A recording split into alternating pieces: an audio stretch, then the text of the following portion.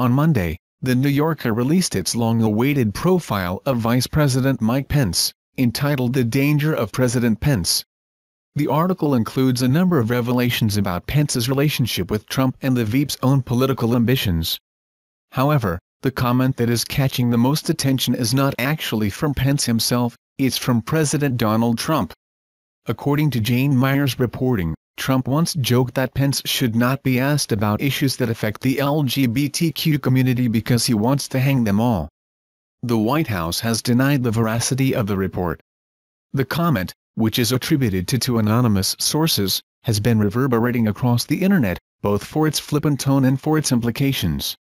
"I don't think the president personally cares about the LGBTQ community at all," says Elena Kupik, a transgender woman and Navy veteran. "But he sees the LGBTQ community as an easy way to appease a base that has not seen progress on their other issues or policy areas."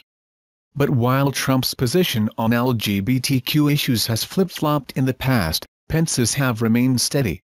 Hate groups such as the Family Research Council have found their voice in the vice president, who in turn has the ability to use these issues to ignite the far-right Christian base in the Republican Party, Kupik says. White evangelicals voted for Trump and Pence by a large margin.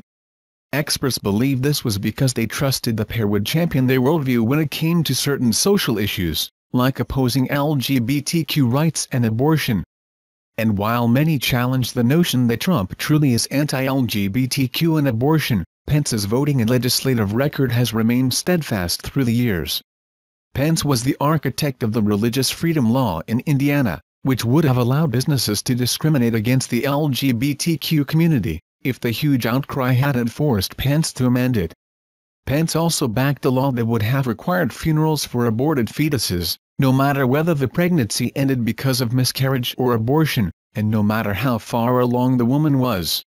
A federal judge blocked the law as unconstitutional. There is no ambiguity as to Pence's animosity toward the queer community, says Jake Goodman, a founding member of Queer Rising, a grassroots organization dedicated to gaining equal rights for everyone under the LGBTQ umbrella.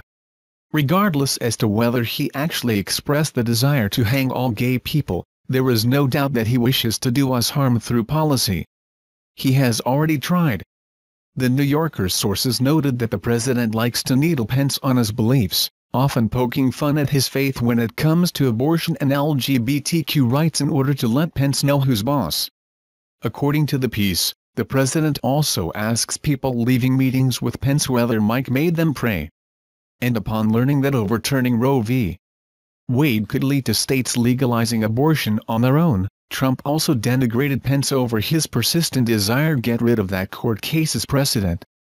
During a meeting with a legal scholar, Trump belittled Pence's determination to overturn Roe v.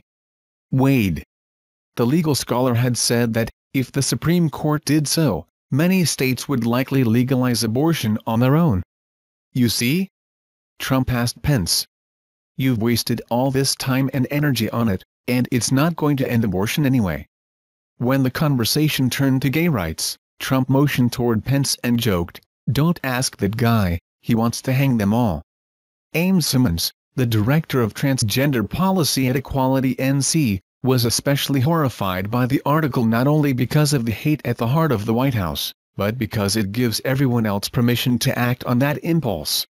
When an authority figure such as the president makes killing LGBTQ people seem like an appropriate subject for cocktail party banter, that emboldens others in our country to make even more extreme homophobic and transphobic public remarks, Simmons says to Bustle, which only increases the prospects that members of our community will face violence as we try to go about our daily lives. What's especially problematic, LGBTQ allies say, is that the joke is emblematic of how the Trump White House is governing when it comes to these issues. The Justice Department has rolled back protections designed to curtail discrimination against transgender employees, and the United States refused to support a UN proposal that condemned the death penalty for gay people. Trump has banned transgender service, and just last week, he spoke at an event that distributed a pamphlet warning of the dangers of homosexuality. He's done all this despite his promises to the LGBTQ community that he would support them. The president's comments, policies, and disregard for the LGBT community are examples of total hypocrisy, says Kupik.